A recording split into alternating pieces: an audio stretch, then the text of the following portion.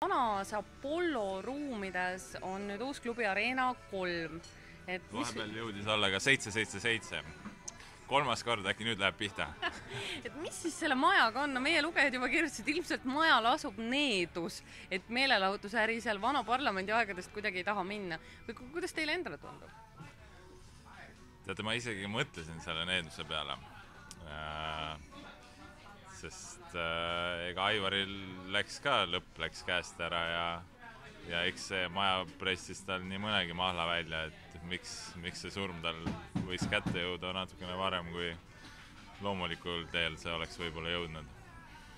Aga muuseas, seal on ka mingi tõepõhi all, kuna seal vastas on Aserite kirik.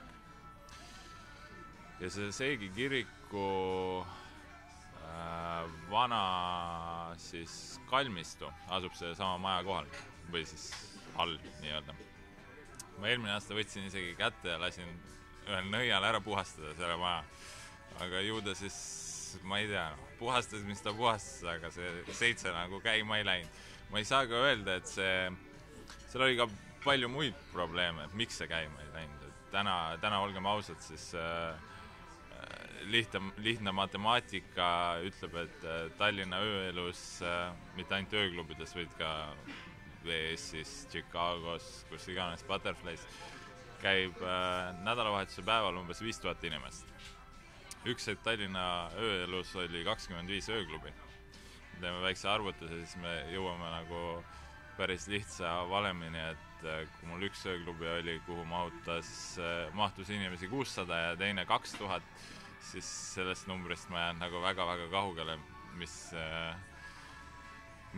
nii-öelda keskmine külastatavus oli. Tallinna ööelus suured ööklubid,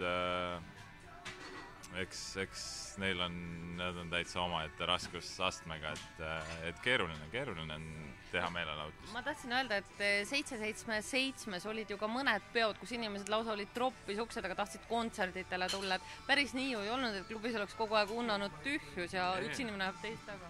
Absoluutselt. Ja ega olgem ausad, siis minu 3. aasta käib ja 3 aasta jooksul 3 klubi ühes majas.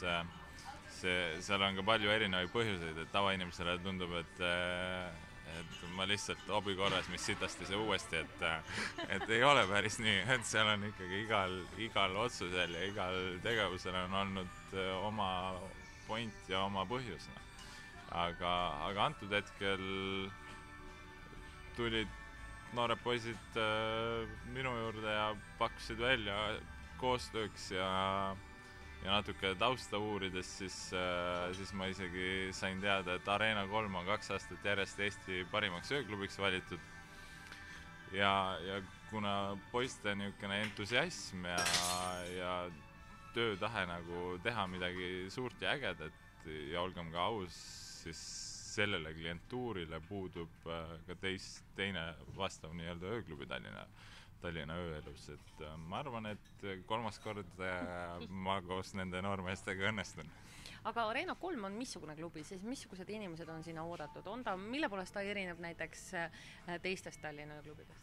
Eelkõige ma arvan, nüüd on tegemist ikkagi Eesti klientuurile puhtalt suunatud ööklubiga, et olen viimase 4 aasta jooksul teinud nii mõnegi ööklubi ja nad kõik on eelkõige vene klientuurile keskendunud, et nüüd on võib-olla aeg siis proovida rohkem sellele kontingendile teha, keda ma ise nagu paremini tunnen.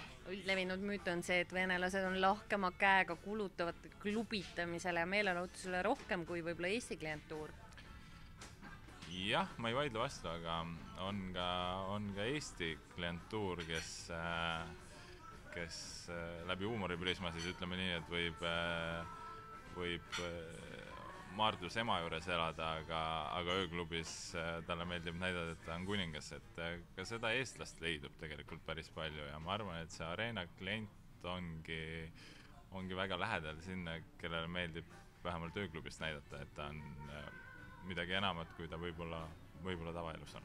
Arena avapidustustele tulevad suured klubimuusika staarid nagu Geno ja sellised, kuidas ma ütlen, hitimehed siis klubimuusika skeenel või? Jaa, selles suhtes on ka Arena siis nii-öelda programmiga tegelevad noormehed hästi ära tabanud just selle nii-öelda klubimuusika tausta, et ma väga teistes klubides kõik üritavad jubedalt mingeid niisuguseid sitsi ja satsi ja karda ja mingit niisugust tsirkust korraldada, aga need mehed on niisugused kvaliteetse klubimuusika austajad ja sellega nad on väga hästi jõudnud, ma arvan, oma kliendini ka.